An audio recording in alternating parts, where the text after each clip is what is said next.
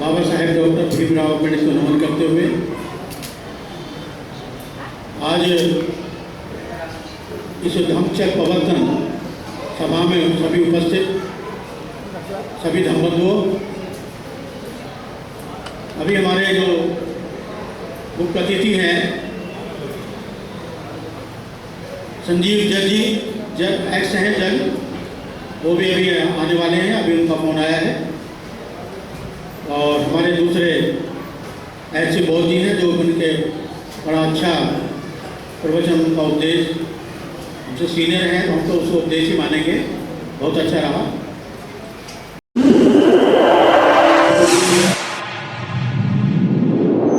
इस news channel पर जो भी वक्ता ने कहा वो उसकी अपनी राय है, जिसकी पुष्टि नेशन न्यूज इंडिया नहीं करता। धन्यवाद। धम्मबंधुओं, आज धम्मचक्र प्रवर्तन दिवस है। इसका तात्पर्य यही है कि आज के दिन भगवान तथागत बुद्ध ने मानव कल्याण के लिए धर्म का चक्र घुमाया था, यानी बौद्ध धर्म की शुरुआत की थी। यही धम्मचक्र प्रवर्तन है। और इस दिवस को भारत में कम बल्कि विदेशों में बहुत ज़्यादा मनाते हैं, बुद्धिस्ट मनाते हैं। ये दिन गुरु पर्व के नाम से भी जाना जाता है। असलियत में ये गुरु पर्व बौद्धों का है, बौद्धों का उत्सव है, बौद्धों का त्यौहार है, क्योंकि भगवान बुद्ध ने पहला उपदेश दिया था। जो भगवान बुद्ध गुरु हैं और ऐसे गुरु हैं जो विश्व में आज तक कोई पैदा नहीं हुआ।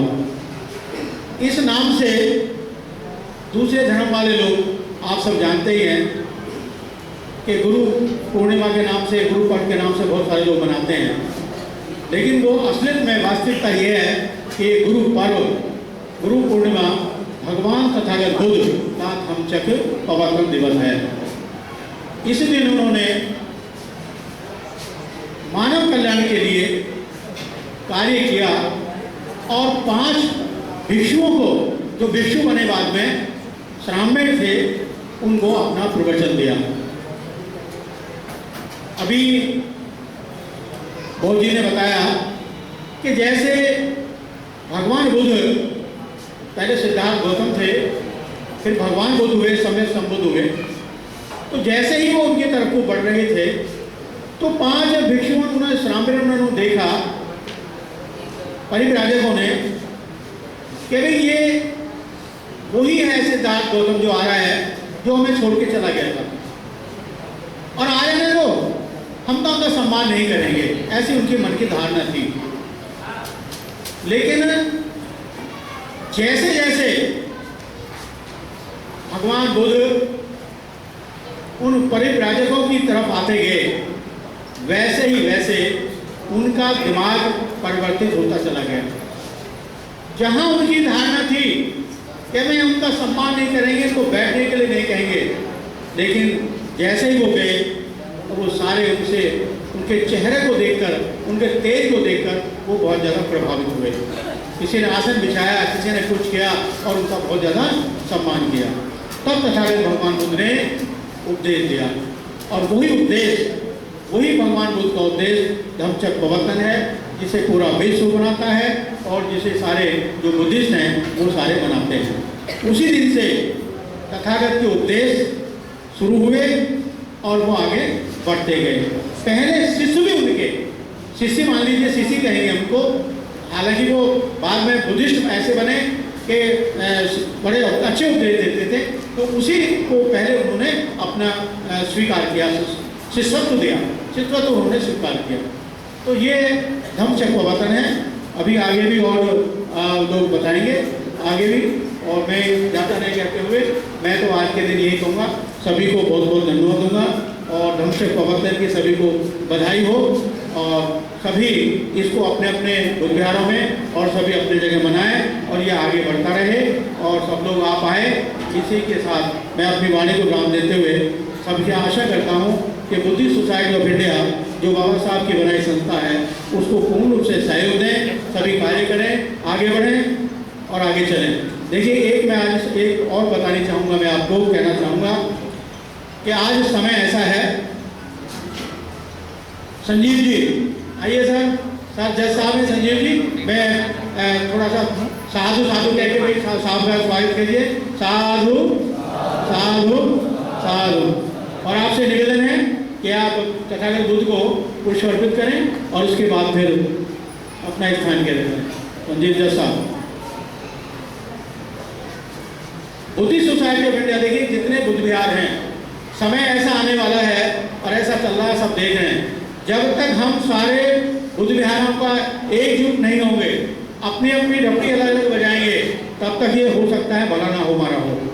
तो सभी लोग इस बात का विशेष ध्यान रखें कि जो भी कार्यक्रम कहीं हो, सब लोग कार्यक्रम में आए और साथ साथ ये भी ध्यान रखें कि अपने बुद्ध विहार तक ही सीमित ना रहें, आगे भी बढ़ें, आगे भी देखें कि भाई हमारी जो सेंट्रल टीम बैठी हुई है या हमारे दिल्ली प्रदेश की टीम है, उससे भी संपर्क स्थापित करें, क्योंकि हम समय हमारा कमजोर है आगे और पता नहीं समय का क्या आने वाला है। तो इसलिए अभी से ही हमें अपने को यूनिट करना है, संगठित करना है। बाबा साहब ने भी कहा था, उन्होंने भी कहा था कि ज़्यादा संस्था बनाने से अच्छा है कि हम संगठित होकर के एक संस्था बनाएं। ये बाबा साहब का वक्तव्य है, मैं अपनी बात नहीं कर रहा हूँ।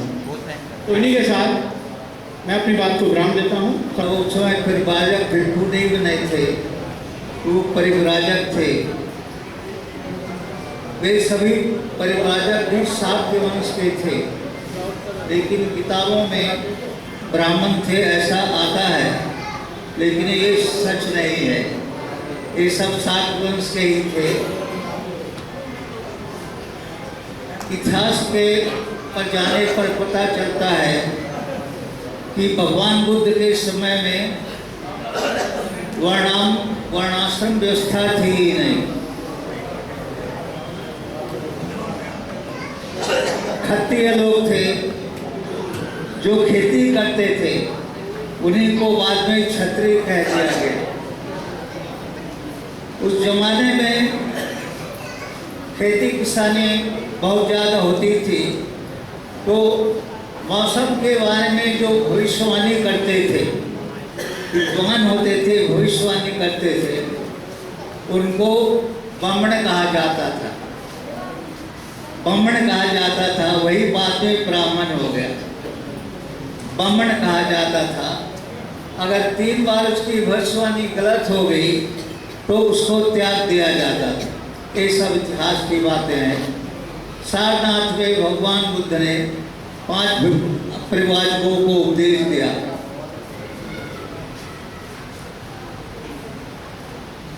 पहले तो भगवान बुद्ध को आदर नहीं देना चाहते थे, लेकिन जैसे जैसे नजदीक आते गए, भगवान बुद्ध के प्रति उनका आदर भाव बढ़ता गया और भगवान बुद्ध को प्रॉपर उचित रीति से सम्मान दिया।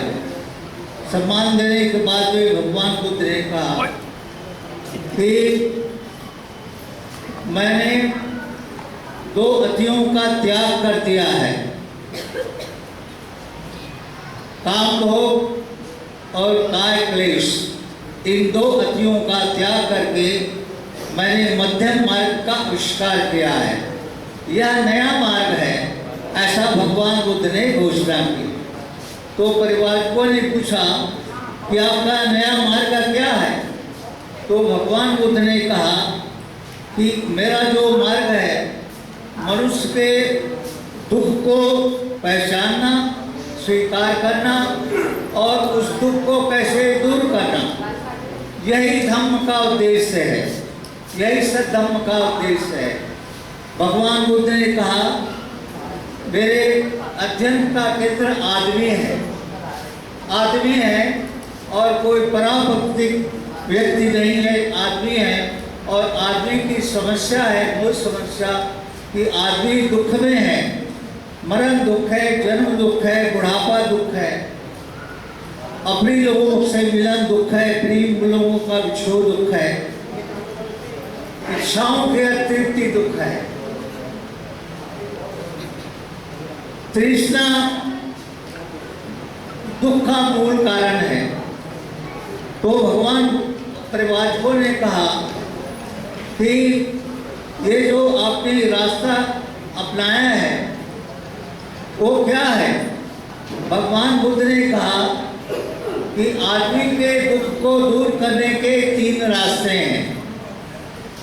ये भगवान बुद्ध और उनका धम्म, जो बाबा साहब ने किताब लिखी है, ग्रंथ में रचना की है, मेरा ख्याल है कि हर किसी के पास में ये ग्रंथ होगा और इस ग्रंथ का नियमित पाठ करना बहुत जरूरी है।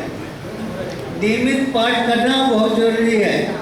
इससे ज़्यादा और किताब पढ़ने की जरूरत नहीं है बुद्ध धम्म के बारे में। अगर बाबा साहब के रचित भगवान बुद्ध और उनका धम्म का अध्ययन कर लिया तो बहुत है। उसी के आधार पर मैं आपको प्रवचन दे रहा हूँ। परिवारकों की दीक्षा दूसरा भाग है।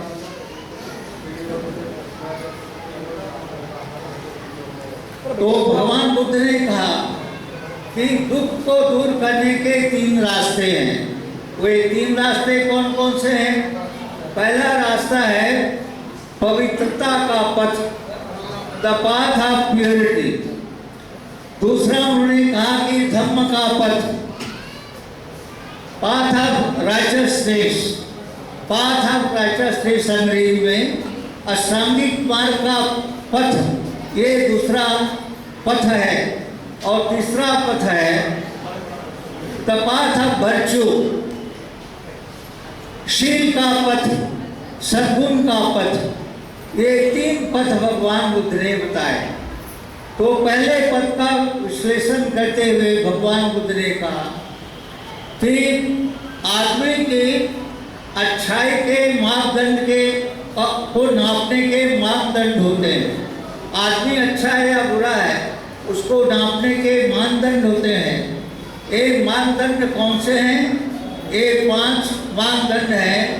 प्राणी हिंसा नहीं करना, चोरी नहीं करना, व्यभिचार नहीं करना, झूठ नहीं बोलना और नशे का सेवन नहीं करना। ये जो 5 शील है, यही पवित्रता का पथ है, 5 मार्ग है। कोई आदमी अच्छा है या बुरा है, अपने आचरण को इन्हीं 5 मापदंडों के आधार पर नाप सकता है। यही पहला पथ भगवान बुद्ध ने कहा, बताया। इसको ज्यादा समझाने की जरूरत नहीं है, ये बहुत आसान है, सरल है। हर कोई कुशल कर्म और कुशल कर्म के बारे में जानकारी रखता है। तो अपने आचरण को नापने के 5 मानदंड है, 5 शील है। ये पहला पथ है पवित्रता का पथ। दूसरा पथ है अष्टांगिक मार्ग का पथ, धम्म का पथ। अष्टांगिक मार्ग में प्रज्ञा, शील और समाधि 3 प्रमुख अंग हैं। उसके 8 अंग में पहला है सम्यक दृष्टि, सम्यक संकल्प, सम्यक वाणी, सम्यक कर्म, सम्यक आजीविका, सम्यक व्यायाम, सम्यक स्मृति, सम्यक समाधि। ये 8 अंग हैं। ये मध्यम मार्ग को बुद्ध ने कहा कि ये धम्म का पथ है। आदमी कैसे कुशल कर्म करे और अकुशल कर्मों से अपने को बचाए, ये 8 अंग हैं। इस 8 अंगों के बारे में आप लोगों को भी जानकारी है। सम्यक दृष्टि के बारे में बुद्ध ने कहा कि मनुष्य एक कारागार में है और कारागार में खूब अंधेरा है।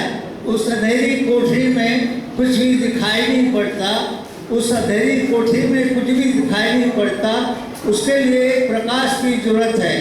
तो मन ही एक साधन है, मन ही एक साधन है जो प्रकाश ढूंढ सकता है। इस प्रकार से बुद्ध ने कहा कि सम्यक दृष्टि, सम्यक दृष्टि के बाद में सम्यक संकल्प। सम्यक संकल्प में हर आदमी की आशाएं, आकांक्षाएं, महत्वाकांक्षाएं होती है।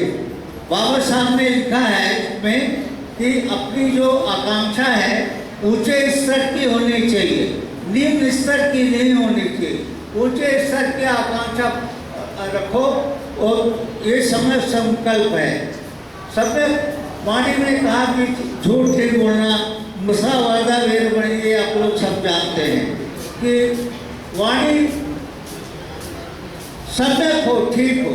सम्यक वाणी। सम्यक कर्मांत में कर्म अच्छे होने चाहिए, कुशल कर्म को त्यागना और कुशल कर्मों का संचय करना, ये कर्म है। इसी तरह से 8 अंगों का विश्लेषण किया भगवान बुद्ध ने। सम्यक व्यायाम में कहा कि मन में जो प्रवृत्तियां उत्पन्न हो जाती है उनको हटाना और जो पहले से उत्पन्न हो गए हैं उसको दूर करना, नए विचार को, अकुशल विचार को नहीं आने देना। और तीसरा कि अच्छे जो विचार हैं उसको उत्पन्न करना और जो पहले से उत्पन्न है उनको बनाए रखना, ये सम्यक व्यायाम है। सम्यक स्मृति में मन की सतत जागरूकता आती है, मन की सतत जागरूकता आती है कि हमेशा ध्यान रखें कि अकुशल कर्म न होने पाए, कुशल कर्म हो इसके बारे में सजग रहना चाहिए कि मेरे से कोई बुरा कर्म ना हो, किसी का हित ना हो, स्वयं का भी हित ना हो और समाज का भी हित ना हो, इस बात का ध्यान रखें। सम्यक समाज में कहा कि मन की एकाग्रता अच्छी चीज है, लेकिन मन की एकाग्रता बुरे चीज के लिए भी हो सकती है। मन की एकाग्रता बुरे चीज के लिए भी हो सकती है। तो सम्यक समाज का मतलब है कुशल कर्म करने के प्रति सजगता, समाधि, एकाग्रता। कुशल कर्म में हमेशा कुशल कर्म हो, एकाग्रता, ये दूसरा पथ। और तीसरा पथ द पाथ ऑफ वर्च्यू, सद्गुण। ये इसमें बुद्ध ने कहा कि ये शील का पथ है। इसमें जो 10 पारमिताएं हैं, 10 पारमिताओं को भगवान बुद्ध ने समझाया। 10 पारमिताओं में शील पारमिता, दान पारमिता, निष्कर्म पारमिता, इस तरह से सत्य पारमिता, मैत्री पारमिता, करुणा पारमिता, उपेक्षा पारमिता, इस तरह से 10 सद्गुण के बारे में उन्होंने बताया। तो ये जो 10 सद्गुण हैं, ये तीसरा पथ है। दुख को दूर करने का तीसरा पथ है अपने अंदर सद्गुणों की रचना करना। तो भगवान बुद्ध ने कहा कि ये जो 3 पथ हैं उस पर अमल करना, उसको आचरण में ढालना मनुष्य का कर्तव्य है।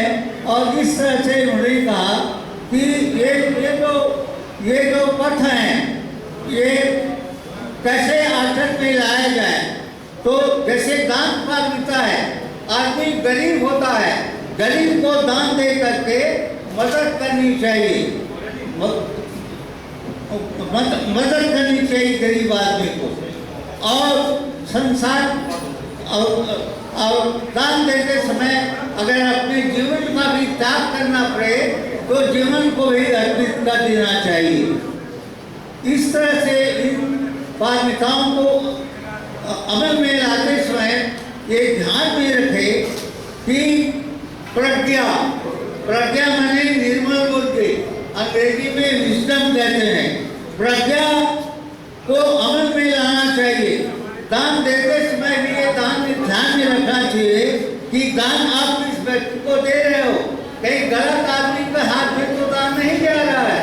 इस बात का ध्यान रखना चाहिए, ये अपने बुद्धि से परखना चाहिए।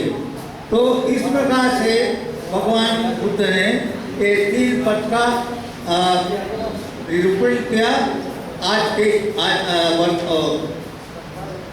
आषाढ़ पूर्णिमा के दिन पर 5 प्रतिभागियों को उपदेश देते हुए ये 4 चीज़ों का निरूपण किया। तो इन्हीं शब्दों के साथ मैं अपनी बात को समाप्त करता हूँ। याद हो गया हुआ है बाबा साहब के जो किताब है उसको आप लोग ध्यान से पढ़ें और इससे अच्छा विश्लेषण और से रिलेटेड कुछ साहब से जोड़ते हुए एक बात कहना चाहूँगा कि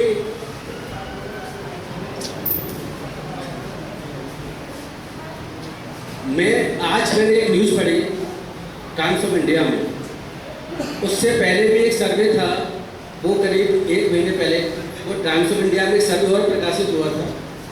तो उसमें जो इम्पोर्टेंट बात समझने की है वो मैं आपको बताना चाहता हूँ। शायद आप लोगों ने भी देखा हो, पढ़ा हो, सर्वे जो हुआ है और जो रिपोर्ट आई है इंटरनेशनल लेवल पर, रिपोर्ट ये है कि पूरे वर्ल्ड में, पूरे विश्व में जो धर्म की स्थिति है, जो धर्म की पॉपुलेशन है, उसकी क्या पोजीशन है आज के समय में। तो हमें ये भी जानना होगा कि आज के समय में बुद्धिज्म धर्म की क्या पोजीशन है, क्या इनके अनुयायी बढ़ रहे हैं या वहीं पर हैं या घट रहे हैं। ये बड़ी इंपॉर्टेंट बात मुझे लगी जो आज मैंने टाइम्स ऑफ इंडिया में देखा और अब से पहले भी शायद 1 महीने के आसपास ये खबर छपी थी। तो इंटरनेशनल एक कोई एजेंसी है, उसकी रिपोर्ट ये बताती है कि पूरे वर्ल्ड में सिर्फ इस्लाम धर्म और हिंदू धर्म को छोड़ करके बाकी धर्मों की आबादी घट रही है, जिसमें बुद्ध धर्म भी शामिल है। उनका कहना है क्रिश्चियन धर्म की आबादी बहुत ज़्यादा घट रही है, बुद्धिज्म की भी आबादी पूरे वर्ल्ड लेवल पर वो घट रही है, और सिर्फ हिंदू धर्म और इस्लाम धर्म ही पूरे वर्ल्ड में ऐसे हैं जिनकी आबादी इंटैक्ट है या थोड़ी बढ़ रही है। तो इसके पीछे रीजन खोजने की आवश्यकता है। हम यहाँ पर जो बुद्ध धर्म से रिलेटेड फंक्शन प्रोग्राम कर रहे हैं, हम लोगों की सभी की, हमारे यहाँ जो बैठे हुए हैं सभी की ड्यूटी बनती है कि ये भी जानने की कोशिश करें। हमारे इंडिया में तो बुद्धिज्म बहुत पहले ही बहुत आबादी बहुत कम है, लेकिन और कंट्रियों में जहाँ पोजीशन बहुत अच्छी थी उसमें भी आबादी इनकी घट रही है। उसके रीजन जो मुझे समझ में आया, जो रिपोर्ट बताती है वो ये कहती है कि पूरे वर्ल्ड में, पूरे विश्व में लोग नास्तिकता की तरफ जा रहे हैं।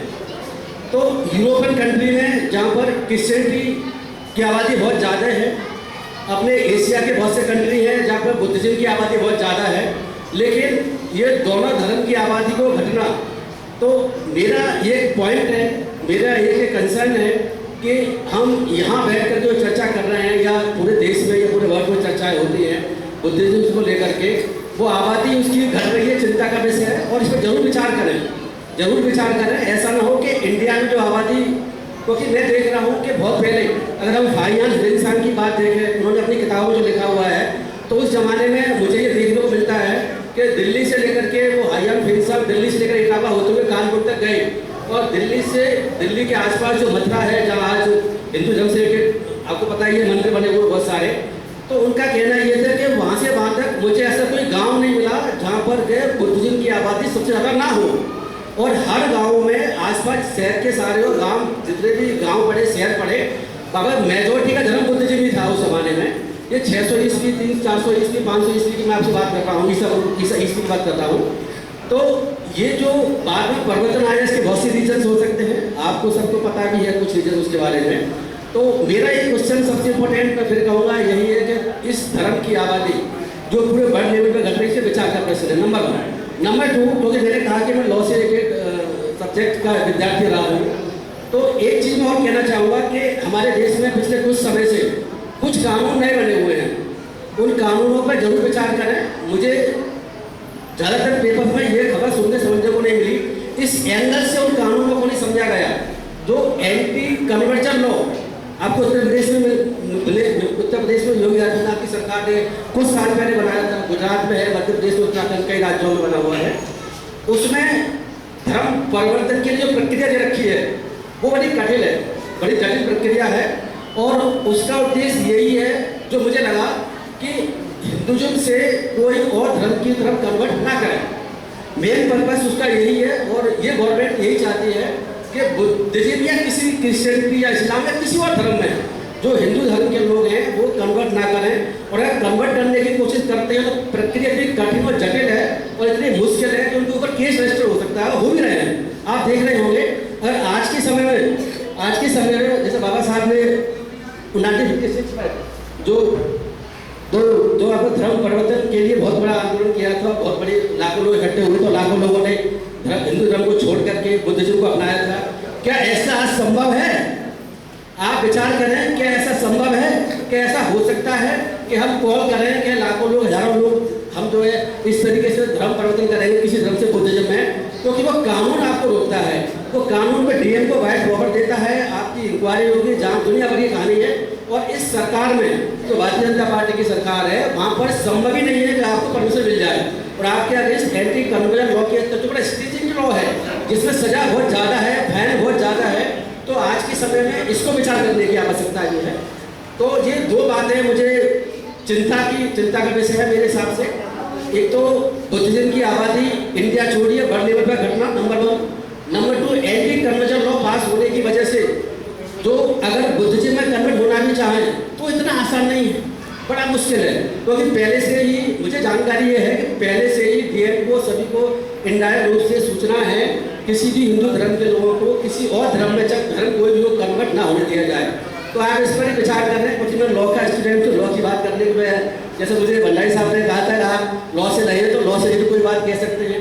उद्यम से लेकर बहुत सी बातें आप सुन रहे हैं, बनते की बाकी और लोग भंडारी साहब को कह ही रहे हैं। तो मैं लॉ से लेकर बात करने के लिए सिर्फ आया था।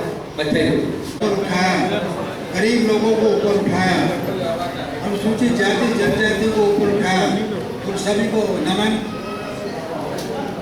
बनते जितने भी हमारे बनतेगण हैं, उच्च बनतेगण हैं, उनको बंदानी। जितने भी मेरे जैसे बुजुर्ग लोग हैं उनको भी सभी को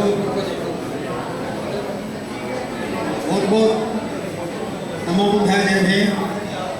हमारे प्रेसिडेंट साहब को और जितने भी कमेटी वगैरह है उनको भी, इतने महिलाएं आई हैं, इतने बच्चे आए हैं, सभी को बहुत बहुत नमो बुद्धाय जय भीम।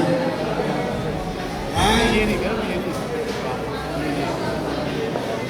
मुझे बोलना था लेकिन वो पेपर ही रह गया एक्चुअल में, तो मैं ज़्यादा बोल नहीं पाऊँगा क्योंकि पहले तो कई घंटे गाँव में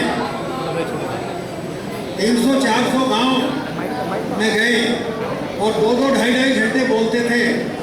अभी मामला गड़बड़ हो गया, दिमाग काम नहीं करता और कुछ चीज़ याद नहीं रहती।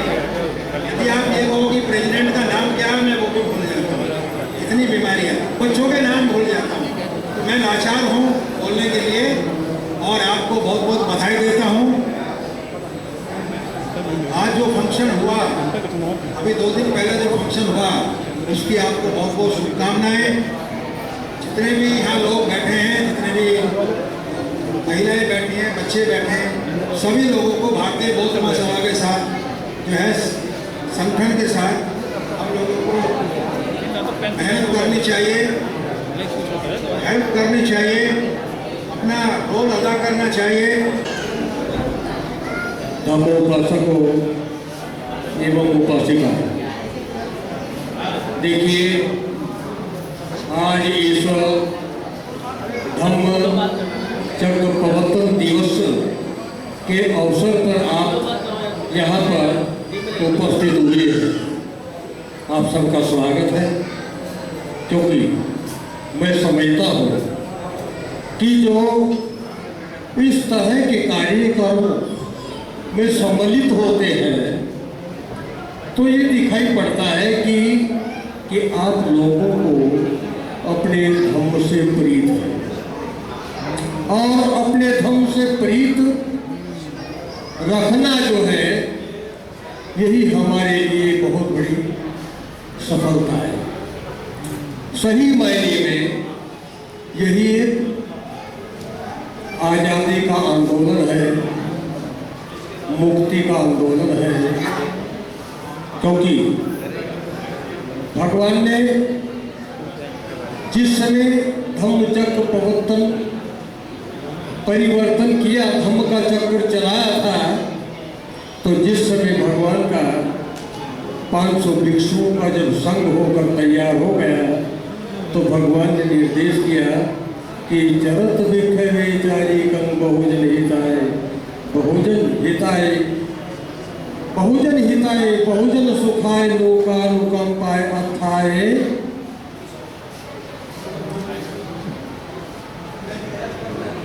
आदि कल्याणं मध्य कल्याण, परियोसान कल्याणं मध्य। कि जो संसार में बहुत सारे प्राणी, जो मानवता है दुखी हो, चारों तरफ निकल जाओ चारों तरफ इस धम्म का प्रचार प्रसार करो। लोग धम्म से, जो लोगों के पास धम्म नहीं है वो धम्म को समझते नहीं है। जिन लोगों को धर्म के बारे में पता नहीं है उनको घूम घूम कर धम्म सिखाओ, उनका कल्याण होगा, उनका मंगल होगा, वो मुक्त होंगे, दुखों से मुक्त होंगे। देखो, इसलिए तो ये जो मुक्ति है ये आसान बात नहीं है, ये बहुत महंगी है। और क्यों? किसी के पास धर्म है वो किसी के प्रति द्वेष रखता है, किसी के प्रति राग रखता है, किसी के प्रति क्रोध करता है, लालच करता है, मोह करता है। ये इस तरह के अलग अलग जो धर्म है ये भी धर्म है, क्योंकि जैसा जिसकी जो धारणा है वैसा उसका धर्म बढ़ता है। सबके साथ अपना अपना धर्म है और अपने अपने धर्मों में वो लगनशील है। कभी उसको होश आई तो उससे जो वो निवृत्त हो जाता है, उसको ज्ञान हो जाता है, उससे वो निरत होता है, मुक्त हो जाता है। इसी का मतलब है मुक्ति। तो धर्मबंधुओं, मैं एक छोटा सा एक संदेश देना चाहता हूँ, भाषण नहीं, कि कल 13 तारीख को नोएडा सेक्टर 11 में जो बुद्ध गया में महाबोधि महाविहार मुक्ति आंदोलन जो चल रहा है उस विषय में नोएडा के सिद्धार्थ बुद्ध विहार में सेक्टर 11 में एक जनसभा का आयोजन रखा गया है। अब जिसके पास समय है और जो चाहता है, जो आ सकता है वो आ सकता है। इसलिए मैं आपको आमंत्रित करता हूँ, कल के कार्यक्रम में जनसभा है और उसके लिए तो वो जो उसका जो नेतृत्व कर रहे आंदोलन का आकाश नामा जी दार्जिलिंग से, तो वो आ रहे हैं। कुछ उनके साथ में भिक्षु लोग भी आ रहे हैं। इसलिए तो जो आ सकते हैं, क्योंकि महाबोधि महाविहार जो सम्राट अशोक के द्वारा जो भगवान बुद्ध का बहुत बड़ा विशाल मंदिर टेम्पल जो निर्माण कराया था और उस पर पंडों का कब्जा है। आज भी उन्हीं का कब्जा। तो जिसके बारे में, जिसको मुक्त कराने के लिए हमारे आनागारी धम्मपाल ने भी आंदोलन चला, उन्होंने भी बहुत यातनाएं झेली है, बहुत कष्ट, उनको भी बहुत सजाएं मिली है, लेकिन ये आंदोलन चलता रहा, फिर रुक गया, फिर चलता रहा। लेकिन अब ये आंदोलन समय 10 बजे का है। 10 बजे, 10:30 बजे, 10 और 11 के बीच में आप आ सकते हैं। उसके बारे में जानकारी दी जाएगी और वो हमारा सबका उद्देश्य है, हमारा सबका कर्तव्य है, क्योंकि वो एक हमारी बहुत बड़ी धरोहर है, बहुत बड़ी धरोहर है। उसके बिना हम अधूरे हैं। और दुनिया के लोग आते हैं, दुनिया के बुद्धिस्ट लोग आते हैं, दान देते हैं, नमन करते हैं, लेकिन उससे हम लोग वंचित हैं और उस पर और कब्जा जो उन लोगों का पंडों होगा। लेकिन हमें उम्मीद है, हमें विश्वास है कि वो